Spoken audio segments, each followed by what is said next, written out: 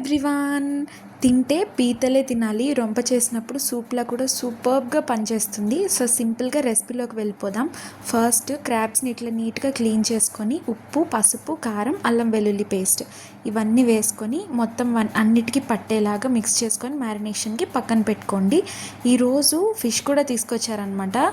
But ఒక్క రెసిపీని నేను చేయగలిగాను, ఎందుకంటే ఫిష్ ఆల్రెడీ ఉంది కదా మన దానిలో.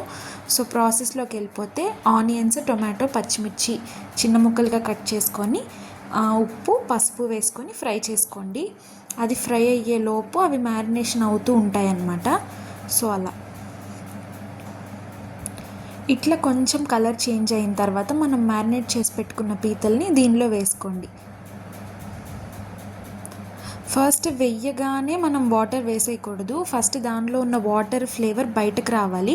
అలానే పీతల పులుసులోకి చింతపండు ఇంత చిన్న సైజులో తీసుకొని హాట్ వాటర్లో నానబెట్టుకొని పక్కన పెట్టుకోండి. ఈ ఆవిరి మీదే పీతలు ఇంతవరకు ఉడుకుతాయి అన్నమాట. సో అది ఉడికేంత వరకు నీట్గా చేసుకొని అప్పుడు మనకి దానికి తగ్గట్టు వాటర్ని వేసుకోండి. కొంచెం ఎక్కువే పడతాయి. పీతలు ఏంటంటే గ్రేవీగా తింటే కొంచెం ఆ సూపీ ఫీలింగ్ వస్తుంది, చాలా బాగుంటుంది అనమాట. అది అవుతూ ఉంటుంది. ఈలోపు ఇక్కడ చేపల ఫ్రైకి మా మమ్మీ నీట్గా దాని మీద మనం పౌడర్ రాస్తాం కదా, అట్లా పెడుతున్నారు. ఇదిగో ఈ మాత్రం అయిపోయింది. ఇది అవ్వగానే మనం పెట్టుకున్నాం కదా చింతపండు, అది ఇట్లా ఒత్తుకుంటూ దానిలో ఉన్న వాటర్ అంతా దీనిలో వేసేలాగా చూసుకోండి. ఆ సైజ్ మాత్రం సరిపోతుంది. అది వేసుకున్న తర్వాత మళ్ళీ మనం అల్లం వెల్లుల్లి పేస్ట్ ఉంటుంది కదా, లాస్ట్ రెసిపీస్లో ఒకసారి చెప్పాను.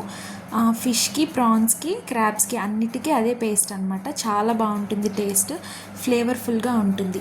సీ ఫుడ్లోనైనా మీట్ ఫుడ్లోనైనా దానంతట దానికే స్పెషల్ టేస్ట్, స్పెషల్ ఫ్లేవర్ ఉండేది ఒక్క క్రాబ్స్కి మాత్రమే. అందుకే నేనేమనుకుంటానంటే సీ ఫుడ్లో కింగ్ క్రాబే. సో ఎంతమందికి వంట ఇష్టమో కామెంట్ చేయండి. అలానే ఫిష్ కర్రీ, ఫిష్ ఫ్రై, పీతల curry. Thank you for watching. Please like, share and subscribe.